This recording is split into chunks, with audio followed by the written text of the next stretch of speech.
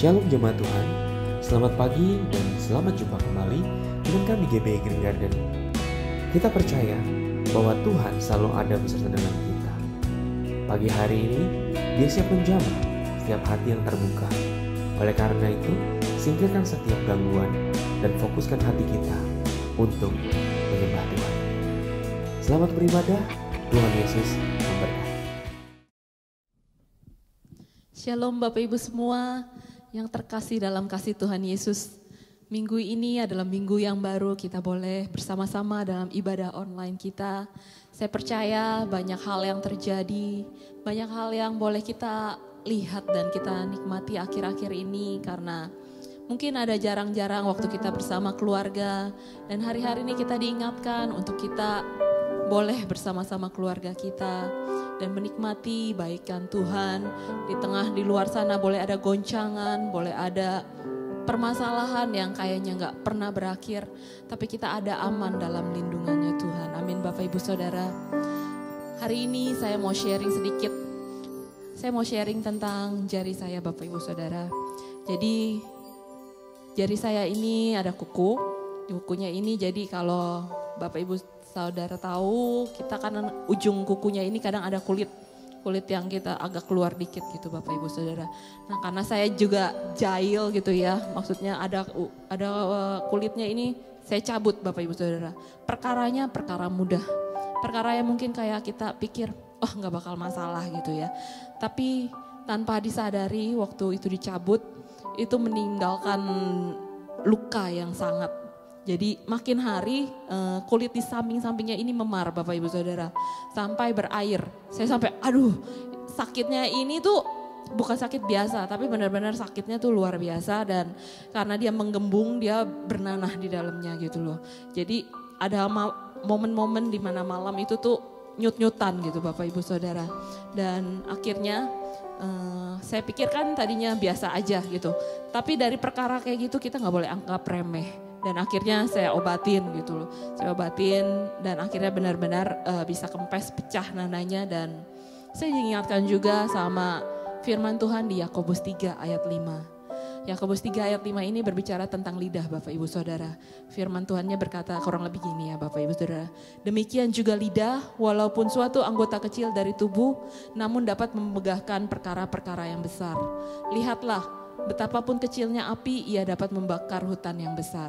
Bapak Ibu Saudara mungkin hari-hari ini kita dihadapkan di situasi di mana kita susah buat bersyukur Bapak Ibu Saudara.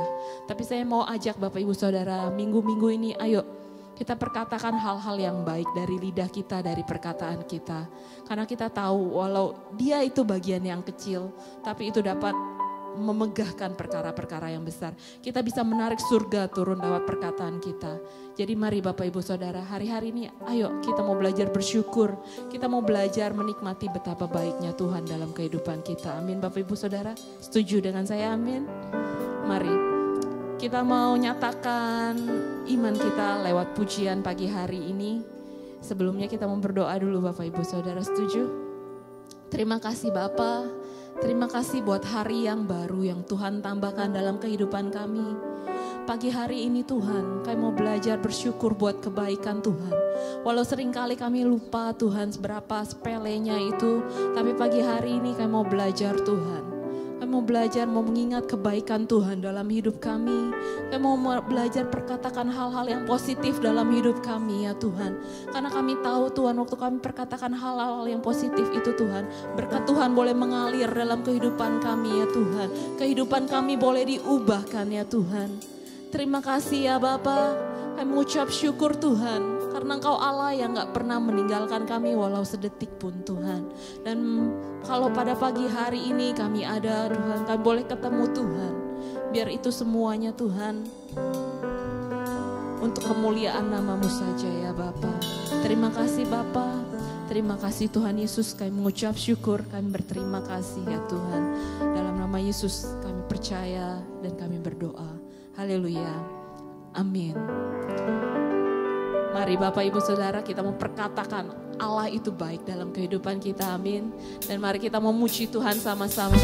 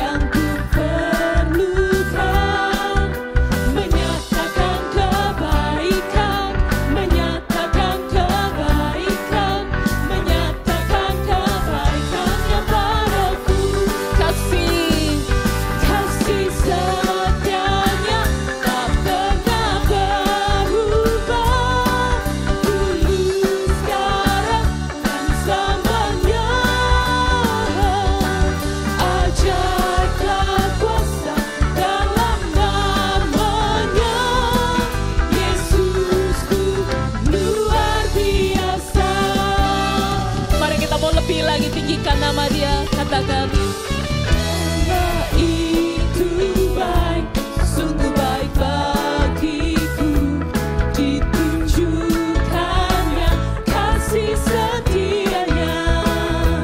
Dia menyediakan yang ku perlukan, menyatakan kebaikan, menyatakan kebaikan, menyatakan kebaikannya padaku, kasih setianya. Setianya tak pernah berubah, dulu, sekarang, dan selamanya.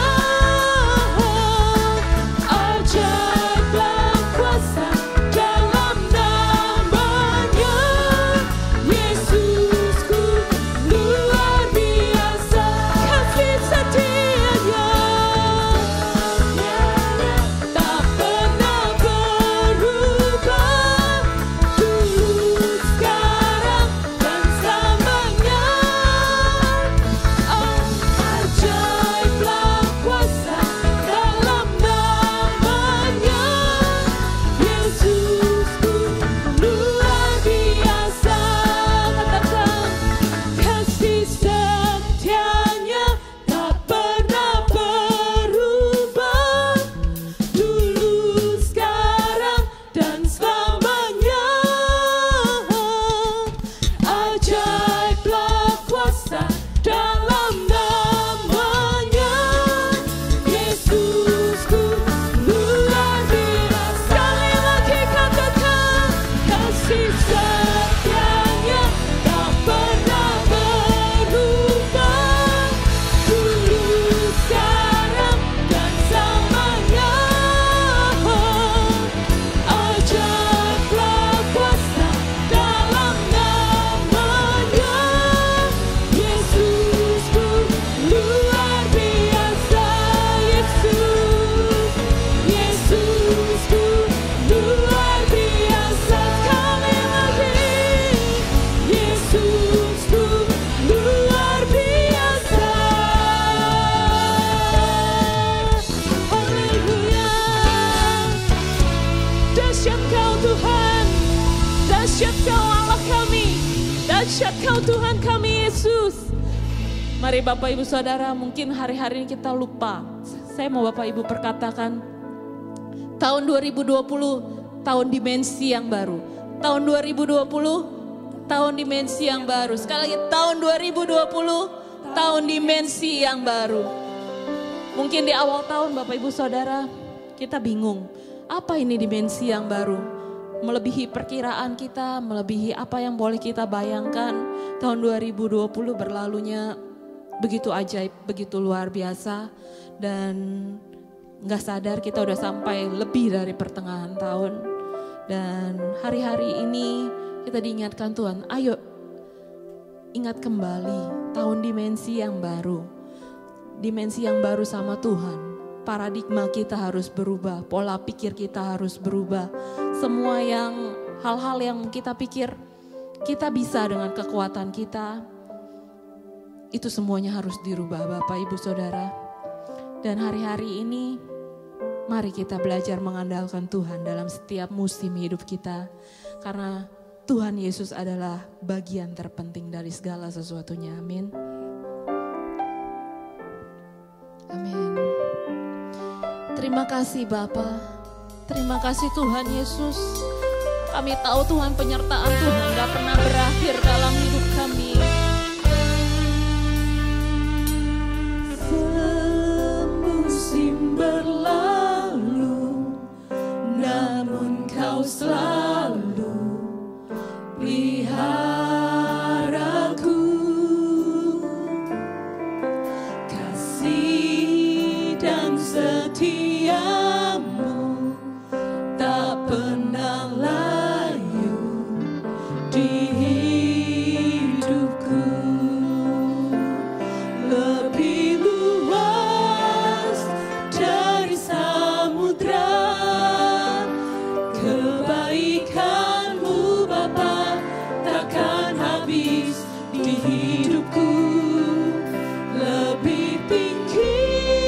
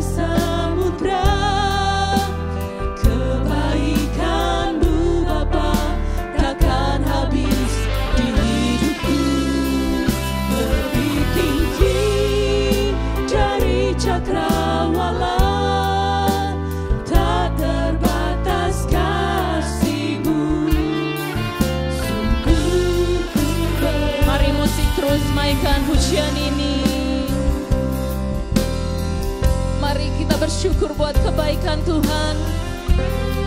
Mari kita bersyukur, ingat kebaikan Tuhan dalam hidup kita yang gak pernah berakhir. Mari kita ingat akan cintanya Tuhan yang terus menaungi kita.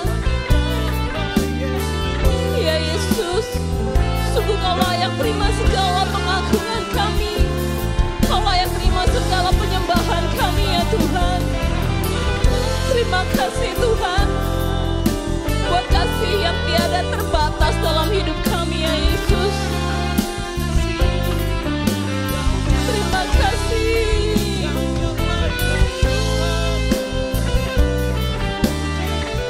Yes, Lord. Mari sama-sama katakan pujian ini. Lebih luas, lebih luas dari samudra. Kebaikan-Mu Bapa takkan habis di hidupku. Lebih tinggi dari cakrawala, tak terbatas kasih-Mu. Sungguh ku lebih luas dari samudra. Kebaikan-Mu Bapa takkan habis di hidupku. Lebih tinggi dari cakrawala, tak terbatas kasih-Mu. Sungguh ku tak terbatas, tak terbatas kasih-Mu. Sungguh ku bersyukur. Tak terbatas kasih-Mu. Sungguh ku bersyukur. Kau Allah yang layak terima syukur kami. Kau Allah yang layak terima sembah kami Tuhan. Di pagi hari ini Tuhan, kami mau naikkan sembah syukur kami.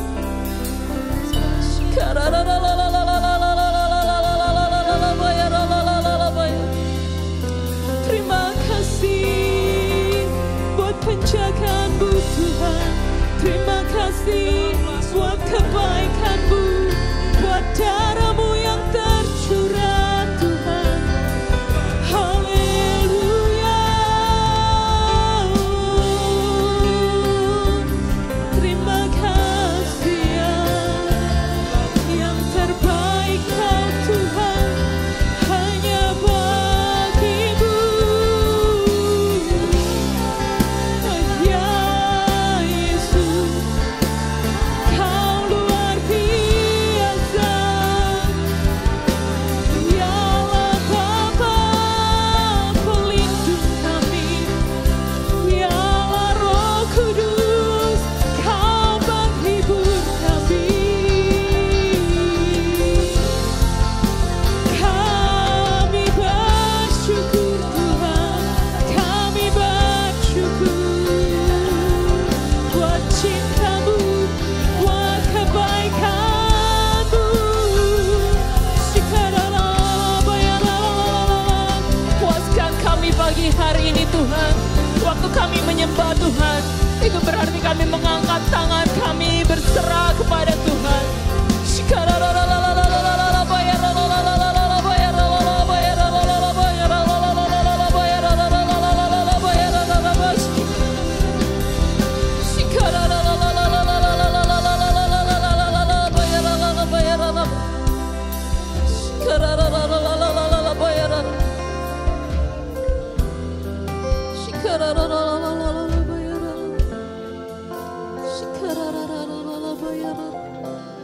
Biar seluruh hidup kami ini Tuhan jadi penyembahan yang berkenan di hadapan-Mu ya Tuhan. Lewati setiap masa di musim kami, satu hal yang ingin kami lakukan Tuhan, kami mau bersyukur buat cinta-Mu ya Tuhan. Kami mau bersyukur buat kebaikan-Mu ya Tuhan.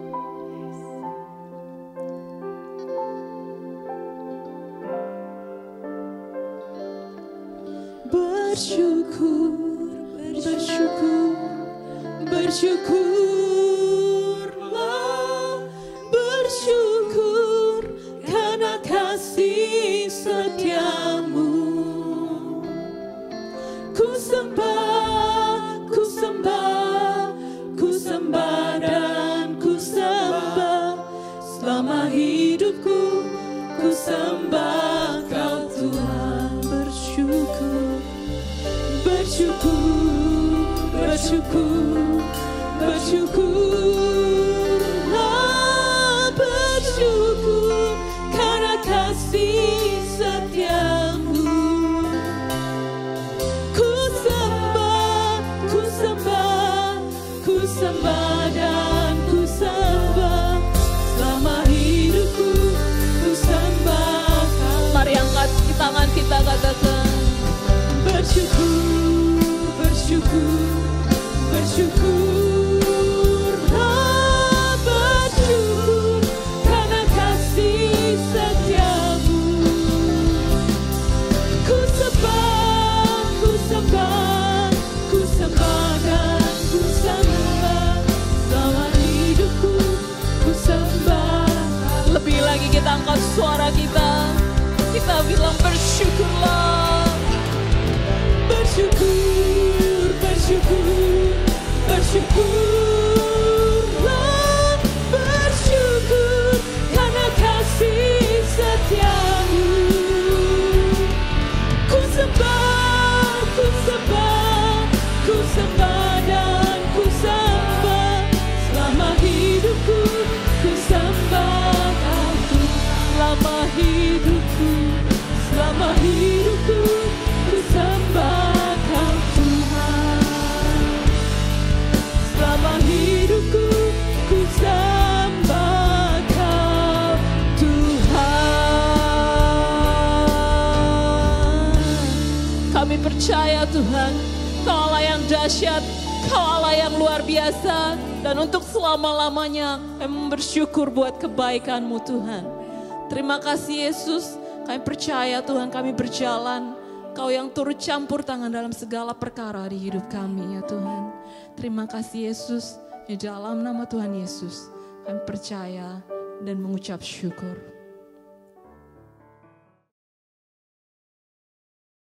Selamat hari Minggu, saya percaya semua diberkati Tuhan berlimpah-limpah. Pada edisi Voice of Pentecost kali ini kita membahas tentang persembahan perjanjian atau covenantal offering. Menurut saudara, apakah perlu kita memberikan persembahan?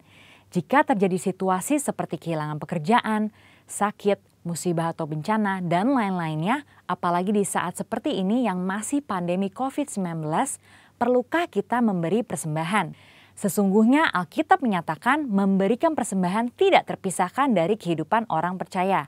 Hal ini dilakukan selama ribuan tahun sejarah gereja, karena memberikan persembahan adalah salah satu bentuk penting dan nyata ekspresi penyembahan dan bukti penyerahan hidup kita kepada Tuhan. Oleh karena itu, penting untuk mempunyai dasar pengertian yang benar tentang memberikan persembahan walaupun di tengah situasi sulit, untuk menjadi fondasi yang kuat dalam menjalankan penyembahan dan bukan karena mampu atau tidaknya menurut pandangan kita sendiri. Sekarang mari kita telusuri tentang covenantal offering. Apa itu? Covenantal offering adalah persembahan karena perjanjian hubungan manusia kepada Tuhan. Nah, untuk bisa melakukan covenantal offering, kita harus mempunyai covenantal relationship terlebih dahulu. Covenantal relationship itu sendiri adalah hubungan berdasarkan ikat janji yang sangat kuat dengan Tuhan, berdasarkan hikmat firman Tuhan. Firman Tuhanlah yang menjadi petunjuk tingkah laku kita kepada Tuhan dan juga sebaliknya. Dan istimewanya adalah karena kita mempunyai Roh Kudus dari Kristus berdasarkan 2 Korintus 3 ayat 17-18, maka adalah suatu keuntungan yang istimewa kita bisa mendapatkan kemuliaan untuk melakukan perintah Tuhan dengan sukarela, bukan karena paksaan. Dalam perjanjian lama yaitu di kitab Imamat ada 5 macam korban persembahan yang harus diberikan umat Israel kepada Tuhan, yaitu korban bakaran, curahan, pendamaian, penghapus dosa, dan kesalahan. Nah, kini kita sudah tidak melakukan hal tersebut karena Tuhan Yesus sendiri yang sudah menggenapinya. Tapi prinsip memberi persembahan kepada Tuhan tetap berlaku. So, di masa kini saat kita memberi kepada Tuhan, berilah dengan sukarela persembahan yang wajib diberikan kepada Tuhan. Karena kita ada di dalam suatu hubungan ikat janji yang erat dengan Tuhan.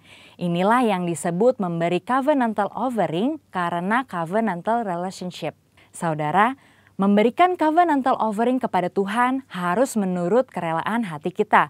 Bukan dengan sedih hati atau paksaan, tapi dengan sukacita. Tuhan Yesus memberikan contoh terbaik dalam hal sukarela dan wajib ini melalui penderitaannya di kayu salib. Yohanes 10 ayat 18 berkata, "Tidak seorang pun mengambilnya daripadaku, melainkan aku memberikannya menurut kehendakku sendiri. Aku berkuasa memberikannya dan berkuasa mengambilnya kembali. Inilah tugas yang kuterima dari Bapakku." Pada satu sisi, Yesus diwajibkan untuk mengalami penderitaan salib karena dia adalah anak domba Allah yang menghapus dosa. Tapi di sisi lain, menyerahkan nyawanya dengan sukarela. Mengapa Yesus lakukan itu? Karena ia setia pada perjanjian covenantalnya untuk mengasihi kita. Tuhan lebih dulu mengasihi dan memberkati sehingga kita sudah selayaknya membalas kepada Tuhan dengan memberi persembahan kepadanya. Pemberian covenantal offering kita lakukan di dalam 1. Persembahan persepuluhan, 2. Persembahan sulung, dan 3. Komitmen untuk mendukung proyek pekerjaan Tuhan sebagaimana tuntunan Roh Kudus. Berarti saat kita melakukan covenantal offering itu mencerminkan bagaimana kita sesungguhnya mengasihi dan menyembah Allah. Memberikan persembahan juga bentuk penyerahan total kehidupan kita kepada Tuhan. Nah, yang paling penting adalah jangan sampai pemberian covenantal offering mengabaikan prinsip dan esensi keadilan, belas kasihan, dan kesetiaan. Kita juga perlu tahu memberi secara horizontal atau horizontal giving adalah memberikan kepada sesama yang membutuhkan dan yang kekurangan. Pemberian ini juga penting loh dalam pandangan Tuhan dan bahkan menjadi tugas kita sebagai jemaat untuk memperhatikan mereka yang berkekurangan. Tetapi jangan lupa, pemberian persembahan covenantal harus dilaksanakan terlebih dahulu. Jadi, dalam situasi susah ini, apa kita tetap perlu memberikan persembahan? Jawabannya ya. Ingat, persembahan merupakan ekspresi penyembahan yang penting kepada Tuhan yang telah memberikan anugerah terbaik. Kita memberi persembahan kepada Tuhan melalui institusi yang Tuhan tetapkan untuk menerima dan mengelolanya, yaitu gereja di mana kita tertanam dan bertumbuh seperti dalam Malayaki 3 ayat 10. Pertanyaan kedua, apakah memberi persembahan harus ke gereja atau langsung kepada mereka yang membutuhkan? Jawabannya juga ya untuk keduanya. Karena gereja adalah wadah nomor 1 yang Tuhan gunakan untuk menyatakan kepedulian kita dan menyatakan kasih Tuhan kepada dunia dan sesama. Saudara juga boleh memberikan bantuan secara langsung kepada yang membutuhkan sesuai tuntunan Roh Kudus. Perlu diingat, dengan memberi persembahan kepada Tuhan, itu akan melatih iman kita untuk mengandalkan Tuhan senantiasa. Dan memberi akan melatih sikap kita sebagai seorang pengelola, bukan pemilik. Mari kita jaga hubungan dengan Tuhan apapun yang terjadi. Berikan kepada Tuhan persembahan covenantal offering. Karena Tuhan sudah lebih dahulu memberkati dan membawa kita masuk dalam covenantal relationship dengannya. Jadi, tunggu apa lagi? Mari kita memberi persembahan dengan sukacita. Kita diberkati untuk menjadi berkat bagi orang lain. Tuhan Yesus memberkati. Amin.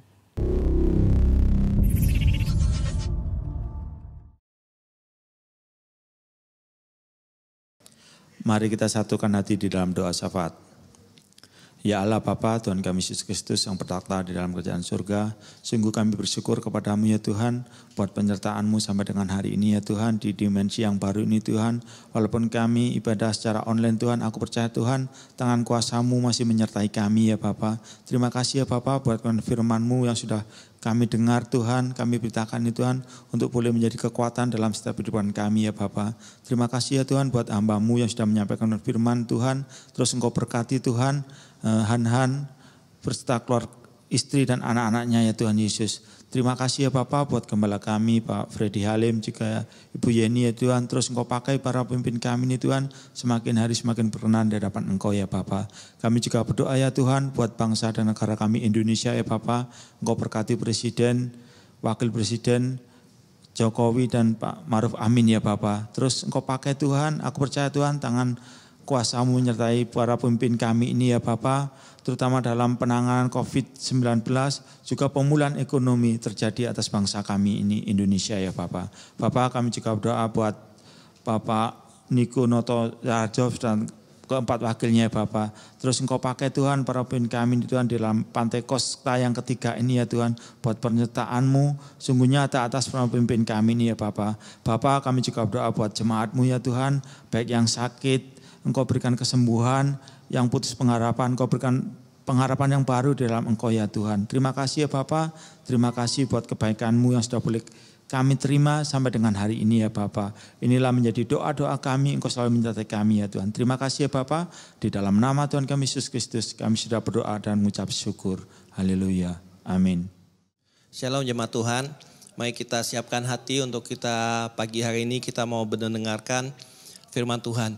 Mari kita berdoa sebelum kita mendengarkan firman Tuhan ini. Bapa, di dalam nama Yesus kami bersyukur buat hari ini. Kami boleh kembali beribadah secara online Tuhan. Kami percaya firman yang ditaburkan ini akan jatuh di tanah hati yang subur. Tuhan memberkati setiap orang-orang yang melihat siaran ini.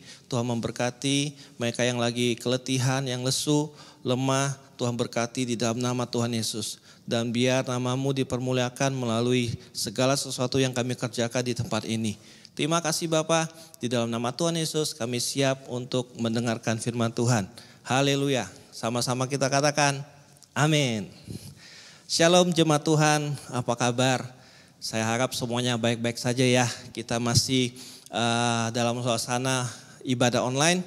Kita juga percaya Tuhan tetap ada walaupun kita berbeda, tidak di satu gedung, tapi kita percaya waktu firman Tuhan ditaburkan, ada hadirat Tuhan, ada kuasa Tuhan, kita hanya perlu meresponi dengan hati yang benar. Sehingga firman ini akan bertumbuh, berbuah berkali-kali lipat. Amin. Oke. Hari ini saya akan membawakan satu tema dari perenungan yang saya dapatkan beberapa hari ini. Yang berjudul kemenangan untuk mengalahkan kegelapan. Atau bahasa Inggrisnya lebih enak, Victory over Darkness. Ya, jadi kita percaya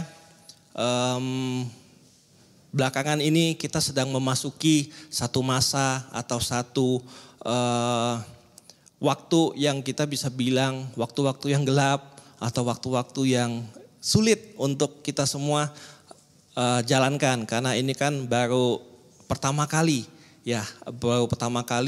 kita mendapatkan situasi dan kondisi seperti ini. Nah, jadi di masa-masa yang sulit seperti ini, masa-masa kegelapan ini, ternyata kalau kita lihat di firman Tuhan, Tuhan itu selalu menyatakan kemuliaannya di saat-saat seperti sekarang ini. Ya, amin, saudara-saudara. Jadi saya percaya di masa-masa sekarang ini kita mesti banyak masuk ke dalam hadirat Tuhan, kita mesti banyak berdoa, kita mesti banyak memuji dan menyembah Tuhan supaya kita dapat tahu apa yang menjadi tuntunan Tuhan atas hidup kita. Ya, oke, saya mulai di Kejadian ya. Saya mulai di Kejadian 1 ayat 1 dan 4. Setelah itu saya akan masuk lagi di Kejadian 1 ayat 5. Ya, jadi di Kejadian 1 ayat 1 dan 4 ini kalau Bapak Ibu di rumah bisa buka Alkitab ya, kita buka sama-sama. Di pasal 1 berbunyi seperti ini. Pada mulanya Allah menciptakan langit dan bumi. Bumi belum berbentuk dan kosong. Gelap gulita menutupi samudera raya. Dan roh Allah melayang-layang di atas permukaan air. Berfirmanlah Allah, jadilah terang. Lalu terang itu jadi. Allah melihat bahwa terang itu baik. Lalu dipisahkannyalah terang itu dari gelap. Oke, kita stop di sini. Nah, di sini yang saya mau tekankan adalah Bapak Ibu ngerti gak sebetulnya Tuhan itu memulai segala sesuatunya waktu masih gelap. Karena di ayat yang Kejadian 1 ayat yang ketiga, Tuhan Allah berfirman, jadilah terang. Lalu terang itu jadi. Jadi kalau kita melihat, kita baca lagi, jadilah terang, berarti sebelumnya itu gelap. Nah, jadi waktu gelap, ya kita menghadirkan Tuhan ke dalam kehidupan kita, maka terang itu akan jadi. Nah, nanti kita akan bahas secara lebih detail lagi ya. Jadi di ayat 5 ya, sekarang saya mau masuk ke ayat 5.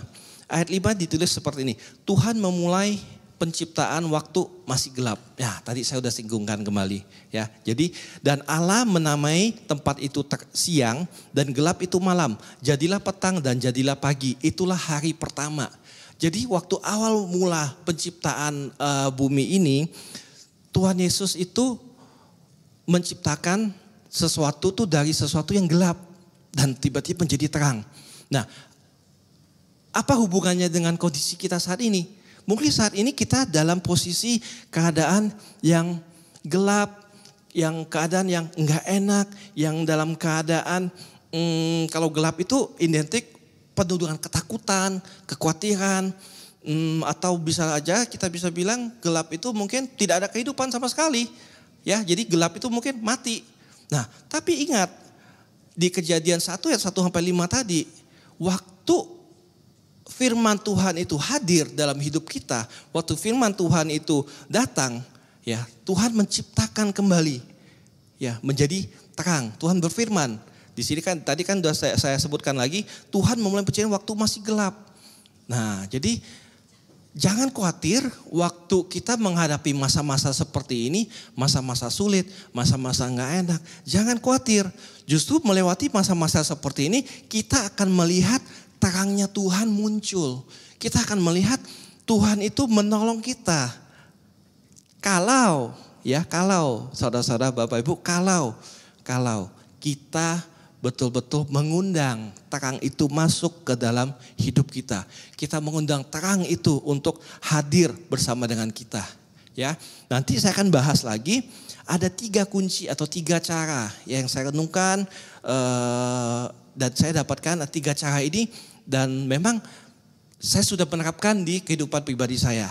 Ya, nanti saya akan memulai lagi. Kita masuk sekarang di cara pertama untuk menang di dalam kegelapan. Ya, Bapak Ibu boleh ambil bolpen, kalau mau catat silakan dicatat. Pertama itu adalah firman Tuhan. Ya, firman Tuhan itu apa? Firman Tuhan itu kita harus selalu perkatakan terus firman Tuhan. Ya, jadi baik kita dalam kondisi seperti apa, kita lagi enak dan gak enak, kita lagi terjepit, tetap aja kita harus memperkatakan firman Tuhan. Ya, seperti yang di firman Tuhan tulis di Kejadian 1 ayat 3 tadi ya, saya bacakan, berfirmanlah Allah, jadilah terang, lalu terang itu jadi. Jadi harus kita perkatakan, Tuhan aja waktu dia mau menciptakan terang, dia harus berfirman, jadilah terang, maka terang itu jadi. Sama juga dengan kita, kalau kita lagi mengalami masa-masa seperti ini dan kita lagi membutuhkan terangnya Tuhan, kita lagi membutuhkan pertolongannya Tuhan, kita lagi membutuhkan campur tangan Tuhan dalam kehidupan kita, kita perlu sekali lagi memperkatakan terus firman Tuhan. Ya, berapa sering kita memperkatakan firman Tuhan? Ayo Bapak Ibu coba jawab sendiri, berapa sering kita memperkatakan firman Tuhan? Apakah waktu teman atau kerabat kita, bagaimana kabar kamu sekarang? Wah, dagangan lagi sepi, waduh lagi amsyong segala macam. Waduh, segala sesuatu yang negatif semua yang kita keluarkan. Kenapa enggak mulai hari ini kita mulai mengubah cara kita berbicara? Waktu ada orang tanya, bagaimana keadaanmu? Puji Tuhan, Tuhan selalu pelihara. Saya tetap dapat makan dan tidur dengan enak. Tuhan tetap campur tangan dalam kehidupan kita. Nah, waktu kita bilang begitu, tanpa kita sadar itu adalah kita sedang memperkatakan firman. Waktu kita terus memperkatakan firman, jujur ya, kita nggak tahu kapan akan terjadi. Tapi sebagai anak-anak Tuhan, kita tahu waktu semakin kita memperkatakan firman Tuhan, ada sesuatu terjadi. Ya, sesuatu terjadi yang saya bisa bilang mungkin nggak kelihatan oleh mata, ya kan? Tapi nggak apa-apa, terus kita perkatakan. Nah, di Alkitab ditulis seperti ini. Ya, di Alkitab ditulis di, sebentar ya, saya coba lihat di 2 Petrus ayat 3 sampai 9. Ya, 2 Petrus ayat 3 sampai 9 itu intinya berbicara bahwa janji firman Tuhan itu ya dan amin. Nah, kalau kita baca 2 Petrus 3 ayat 9 bunyinya gini, Tuhan tidak lalai menepati janjinya, sekalipun ada orang yang menganggapnya sebagai kelalaian. Tetapi ia sabar terhadap kamu karena ia menghendaki supaya jangan ada yang binasa, melainkan supaya semua orang berbalik dan bertobat. Nah, jadi dari firman ini 2 Petrus 3 ayat 9 kita tahu dan kita sadar bahwa janji Tuhan itu selalu ya dan amin. Nah, Pak Niko sering bilang harus kita sering memperkatakan firman Tuhan.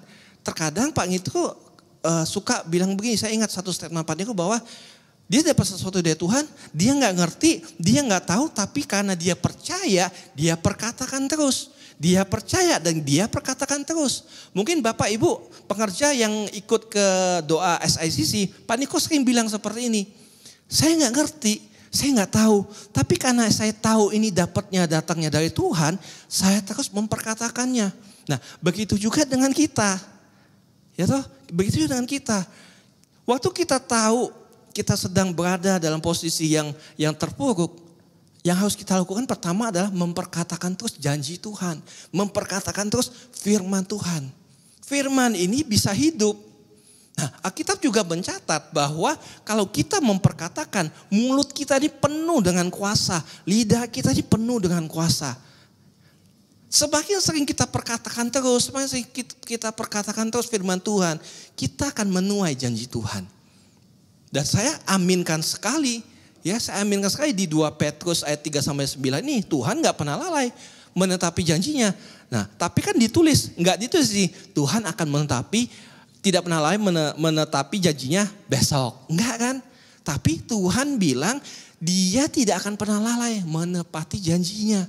Jadi selama janji itu yang kita dapat dari Tuhan belum kita terima dari Tuhan, perkatakan terus. Perkatakan terus. Sampai kapan? Sampai kita terima janji Tuhan. Setelah kita perkatakan dan kita terima janji Tuhan, kita baru tahu, wah Tuhan saya luar biasa. Ya, oke. Itu poin pertama. Ya, jadi poin pertama mengenai firman Tuhan. Firman Tuhan itu adalah terang. Oke, tangkap ya Bapak Ibu. Poin kedua adalah kita ini harus belajar untuk taat dan setia. Nah, berbicara taat dan setia, kalau saya bisa bilang gampang-gampang susah. Ya, bagaimana cara kita mau taat sama Tuhan? Kita buka di Yohanes 14 ayat 15. Poin yang saya dapatkan di ketaatan ini adalah gini. Ketaatan adalah bukti bahwa kita mengasihi Dia. Jadi kalau kita nggak mengasihi Tuhan, atau kita nggak taat akan firman Tuhan, berarti sorry to say, kita nggak mengasihi Tuhan. Kita nggak mengasihi Tuhan berarti kita nggak melakukan firman Tuhan. Kita nggak melakukan firman Tuhan berarti kita tidak melakukan kehendak-kehendak Tuhan yang Tuhan mau dalam hidup kita. Nah, sekarang coba cek Bapak Ibu. Sudahkah Bapak Ibu mengasihi Tuhan? Kalau mengasihi Tuhan mesti apa ayo? Memperkatakan firman Tuhan. Mesti taat sama Tuhan. Ya, kita buka ayat Yohanes di Yohanes 14 ayat 15. Jika kamu mengasihi aku, kamu akan menuruti segala perintahku. Ya, mengasihi Tuhan enggak Bapak Ibu? Kalau mengasihi Tuhan harus taati perintah Tuhan. Terkadang perintah Tuhan itu suka yang enggak masuk akal. Ya, suka enggak masuk akal. Nanti saya punya kesaksian sendiri, saya akan cerita. Nah, saya lanjutkan dulu ya. Di ayat 21, Yohanes 14 ayat 21. Bunyinya gini. Barang siapa memegang perintahku dan melakukannya, dialah yang mengasihi aku. Dan barang siapa mengasihi aku, ia akan dikasihi oleh Bapakku. Dan aku pun akan mengasihi dia dan akan menyatakan diriku kepadanya. Nah, ya. Jadi ketaatan ini berbicara banyak sekali sikap hati kita sama Tuhan. Action. Kalau kita bilang kita mengasihi Tuhan harus ada action yang keluar. Kalau action gak keluar berarti tong kosong nyaring bunyinya. Ya, hanya ngomong aja, hanya lip sync. Gak boleh. Kalau kita bilang kita mengasihi Tuhan, action kita harus ada, yaitu melakukan firman Tuhan. Nah, sekarang saya mau tanya Bapak Ibu, dalam masa-masa pandemi seperti ini, dalam masa-masa COVID yang mungkin sudah kita lewati, ada beberapa daerah sudah zona hijau ya, yang beberapa masih merah atau masih kuning atau whatever lah gitu ya. Nah, saya mau tanya gini, dalam masa-masa kegelapan sekarang ini, Bapak Ibu masih setia nggak baca firman Tuhan setiap hari? Masih setia nggak Bapak Ibu buka Alkitab setiap hari? Ayo dijawab masing-masing ya. Nanti jawab, Roh Kudus yang centang ya, tadi lapor ke Tuhan. Oke. Nah, kita seringkali sebagai manusia sangat mudah untuk kita bilang kita mengasihi Tuhan waktu keadaan kita sedang fine-fine aja, sedang baik-baik aja, waktu berkat kita berlimpah, waktu Kang tahu kita banyak, waktu kita diberkati dengan berlimpah sama Tuhan. Kita bisa bilang kita mengasihi Tuhan. Tapi sekarang pertanyaannya adalah, waktu masa-masa seperti ini, masa-masa sulit seperti ini, gak enak seperti ini, apakah kalian, Bapak Ibu masih mengasihi Tuhan? Ya, kalau masih mengasihi Tuhan kelihatan kok, actionnya pasti kelihatan. Oke? Nah, saya janji tadi saya mau bersaksi. Ya, satu kesaksian ya. Satu saat waktu kami anak-anak muda lagi mau datang kunjungan ke satu rumah jemaat. Jemaat ini memang kurang baik keadaannya, dia sakit ya, dia sakit-sakit dan lama nggak sembuh-sembuh gitu kan, sakit-sakitan lah intinya. Nah, pada satu saat waktu kita mau berangkat, saya selalu waktu mau kunjungan saya selalu harus membawakan sesuatu buat jemaat ini, buat orang ini gitu loh. Nah, lalu saya tanyakan sama teman-teman di tim, kita mau bawa apa nih buat si A, si B, buat bapak ini, ibu ini gitu kan. Nah, waktu ditanya sama tim mau bawa apa? Oh, yang paling simpel bawa buah aja. Ya kan, bawa buah aja, semua orang bisa makan. Dia bilang gampang. Oh iya ya, bawa buah ya. Nah, akhirnya saya pikir, oh iya ya, karena kan selama ini memang kita identiknya tradisi kita adalah ya kita menjenguk orang sakit rumah sakit bawa apa? Bawa buah, simple, gampang gitu kan. Nah, ternyata enggak seperti itu. Dalam hati ini ada penyataan dari Tuhan, Roh Kudus bilang bawakan makanan. Loh, saya bilang Tuhan bawa makanan apa? Belum tentu kan dia bisa makan apa enggak. Saya terus bergumul. Nah, waktu masih berjalan ke arah rumah jemaat itu saya bergumul terus. Tiba-tiba saya bilang, waduh ini dorongannya semakin lama semakin kuat. Saya bilang sama teman saya, bro jangan. Kita bawa makanan aja, kita jangan beli buah. Kita beli nasi padang aja buat dia. Nah, akhirnya udah saya mengikuti apa yang menjadi tuntunan. Kita belilah nasi padang. Kita beli buat suaminya, buat istrinya, buat anak-anaknya, kita beli semuanya. Nah, waktu kita beli, singkat cerita kita sampai ke rumah jemaat itu dan kita memberkatinya, kita kasih makanan itu, kita mendoakan dia segala macam. Oke, setelah itu selesai sudah nggak ada apa-apa. Nah, saya pikir oke, ya udah kita sudah melakukan sudah memberkati jemaat ini gitu kan. Nah, tiba-tiba satu saat handphone saya berbunyi, saya mendapat WA. Terima kasih buat nasi padangnya. Kami bisa makan dengan enak hari ini. Yang tadinya kami nggak tahu kami bisa makan apa. Buat besok aja kita nggak tahu bisa makan apa. Ya, Bapak Ibu bisa memperhatikan. Waktu firman itu datang dalam hidup kita, hanya ada dua pilihan kita. Kita mau taat, dengar, lakukan, apa kita mau tengking aja. Ya kan? Kalau Bapak Ibu mengaku, kalau Bapak Ibu mengasihi Tuhan dengan sungguh-sungguh, taat. Ya, kalau kita dekat sama Tuhan, kita ngerti yang Tuhan mau itu apa. Tuhan tuh bisa bicara sama kita. Baik secara audible ataupun mau cara-cara yang lain. Cara-cara Tuhan banyak. Dan saya nggak mau menjabarkan di sini.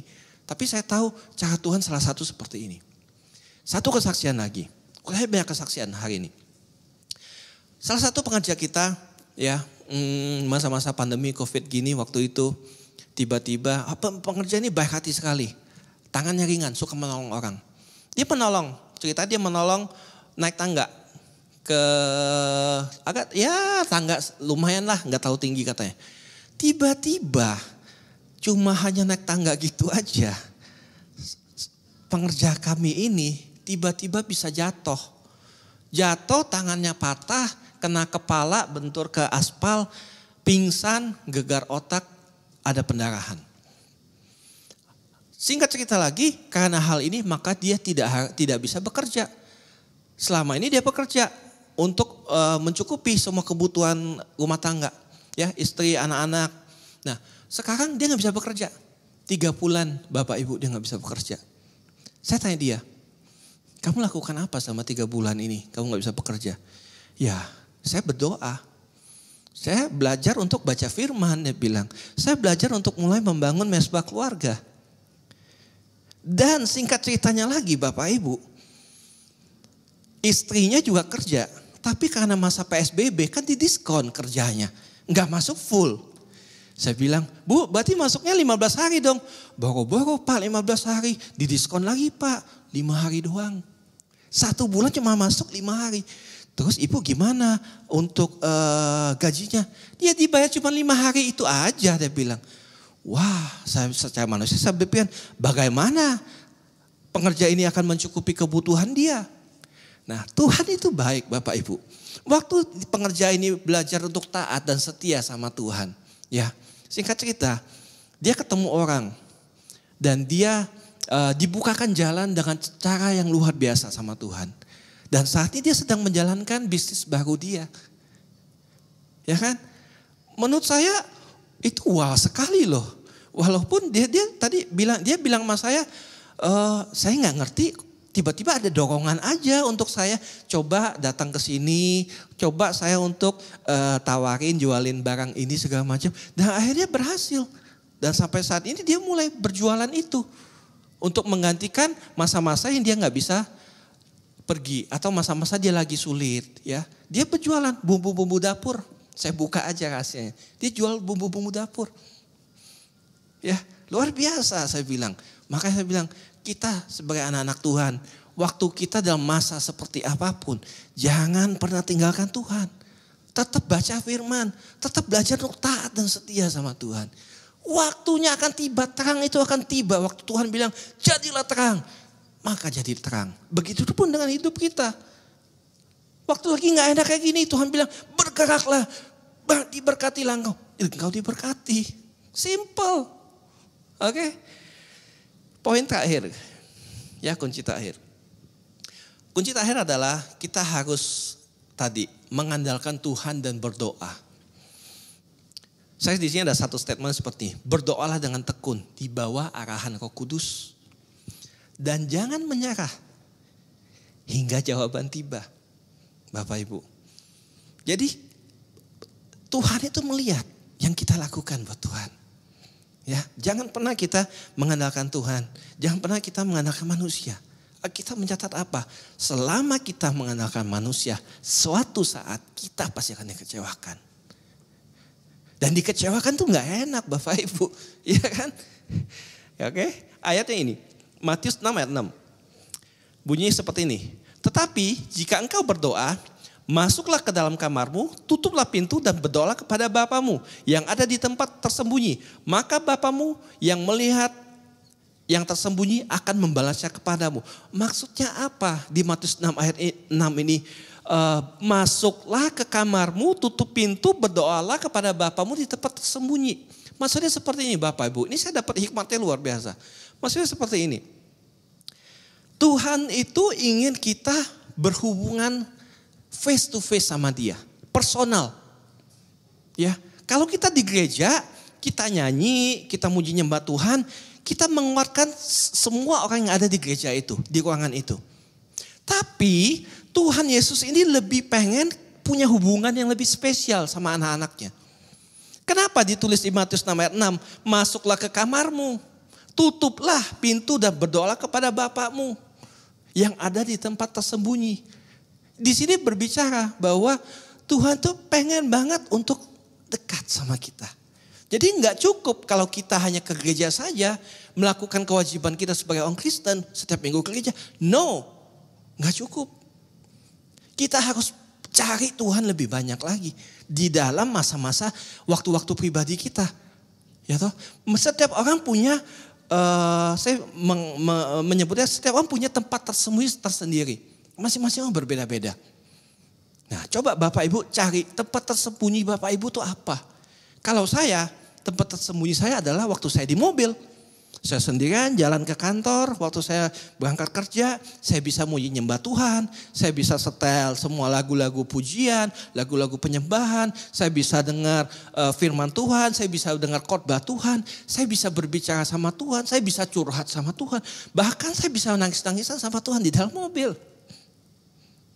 Tapi itu adalah waktu yang terbaik yang saya bisa kasih buat Tuhan. Kenapa? Karena saya ketemu Tuhan di situ. Gak ada orang di mobil tuh, gak ada orang. Kalau ada anak istri saya gak bisa. Tapi waktu saya lagi sendiri, tersembunyi, itu menjadi waktu terbaik saya bersama dengan Tuhan. Dan di situ saya banyak sekali melihat pergumulan saya tanya sama Tuhan, Tuhan jawab. Tuhan lagi kayak gini, Tuhan mesti ngapain? Tuhan jawab. Ya Bapak Ibu. Jadi pagi hari ini cari tempat tersembunyi Bapak Ibu. Ya, mesti cari. Mengandalkan Tuhan artinya memulai segala sesuatu dengan berdoa. Ya, kita kerja, kita melakukan segala sesuatu, semua harus berdoa. Ya, apakah dengan berdoa, apakah semuanya akan everything is gonna be alright? No, belum tentu. Tapi setidaknya kalau segala sesuatu tidak berjalan dengan semestinya apa yang kita harapkan, karena kita sudah memulai segala sesuatu dengan berdoa, kita akan melihat penyertaan Tuhan, campur tangan Tuhan. Walaupun tidak sesuai dengan ekspektasi kita, walaupun tidak sesuai dengan apa yang kita inginkan. Tapi saya percaya dan saya terlalu yakin bahwa Tuhan memberi yang terbaik buat anak-anaknya. Nah, kalau kita nggak berdoa, berarti kita nggak mengandalkan Tuhan. Kalau kita hanya memutuskan segala sesuatu menggunakan akal budi kita, pikiran kita ini, oh bahaya. Belum tentu sesuai dengan firman Tuhan, belum tentu sesuai dengan kehendak Tuhan. Dan akhirnya apa? Mungkin kita akan bisa lebih parah lagi. Waktu kita jatuh, mungkin kita akan jatuh bukan cuma jatuh doang, tergeletak, mungkin pingsan. Ya. Tapi kalau kita memulai segala sesuatu dengan berdoa, kita mengandalkan Tuhan. Walaupun kita jatuh, Tuhan topang, Tuhan tolong.